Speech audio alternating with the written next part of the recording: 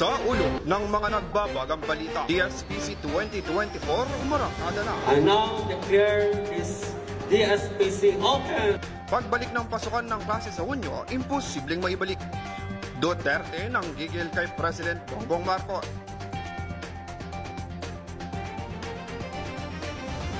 Magandang araw Pilipinas, Diyos nga daw to Quezon City. Ako si Loren Simeon, ang inyong kasangga sa pagbabalita.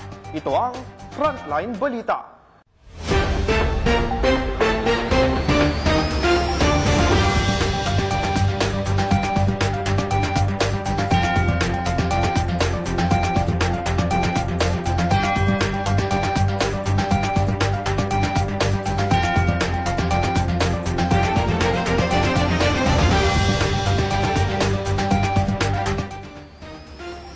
Para sa detalye ng mga nagbabagang balita, formal na ang sinimulan ang Division Schools Press Conference dito sa lungsod ng Tugigaraw.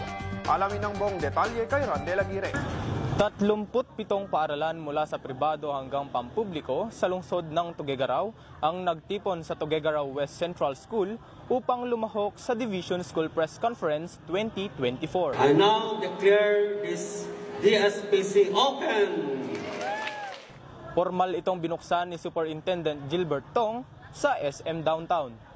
Tampok si City Mayor Myla Tingke na nagbigay din sa kahalagahan ng pag-aaral mula sa pagkakamali sa gitna ng social media. Inaasahan na matatapos ang patimpalak sa 3 ng Pebrero at ang mga papalaring kalahok ay diretso sa Regional Schools Press Conference o RSPC na gaganapin dito sa dibisyon ng Tugigaraw. Randel Aguirre para sa Frontline Balita. Salamat Randel. Samantala, pagpaplanong ibalik ang dating school year calendar, imposibleng mangyari. May report si Cheryl Madrid. Cheryl?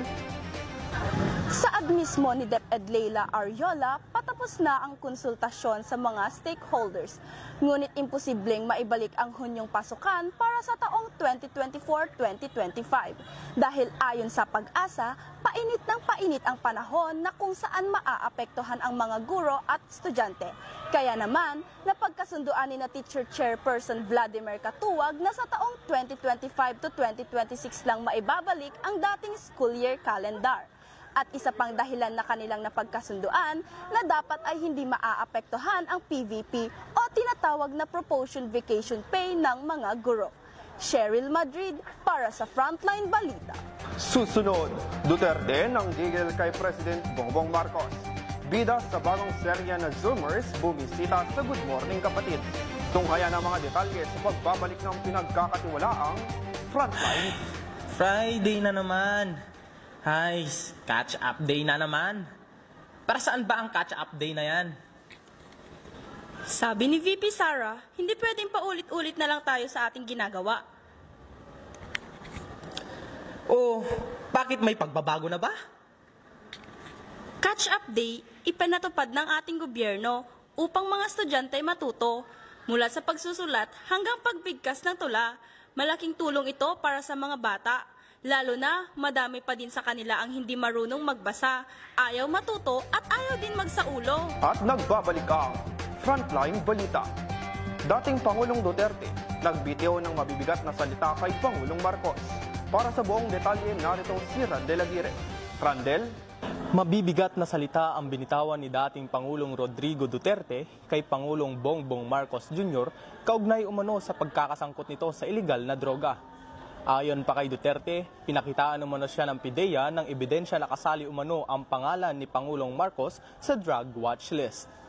Nababahala naman si Duterte na baka sumunod ang kasalukuyang Pangulo sa yapak ng kanyang yumaong ama. Giit din nito na ang layunin sa likod ng pagtataguyod ng People's Initiative ay upang palakasin pa ang kapangyarihan ng mga Marcos. Para sa Frontline Balita, ako si Randel Aguirre. Dadako naman tayo sa showbiz. Bumisita sa Good Morning Kapatid ang ilan sa promising stars ng bagong kapatid serye na Zoomers. Ito'y bibidahan nila Harvey Bautista, Criza Taa, Luke Alford, Ralph De Leon at iba pa. Ang mga bagong aktor ay nagpapasalamat sa pagkakakuha ng mga papel sa kanilang unang malaking proyekto matapos sumailalim sa masusing proseso ng audisyon. Ayon sa mga cast, abangan ang napakagandang istorya na makaka-relate ang mga Gen Z at Millennials at ang istorya ng bawat karakter. Mapapanood ang Zoomers sa TV5 Lunes hanggang Biyernes, 10:15 PM ng gabi at mapapanood ang full episodes nito sa ABS-CBN YouTube channel. Ano nga ba ang kwento nila Jigs, Hope, Atom, Kokoy at Tanya maging ang Gen Z barkada? At yan ang mga balitang nakalap sa oras na ito. Muli, ako ang inyong lingkod, Lawrence Simeon, ang inyong kasangga sa pagbabalita. Ito ang Frontline Balita.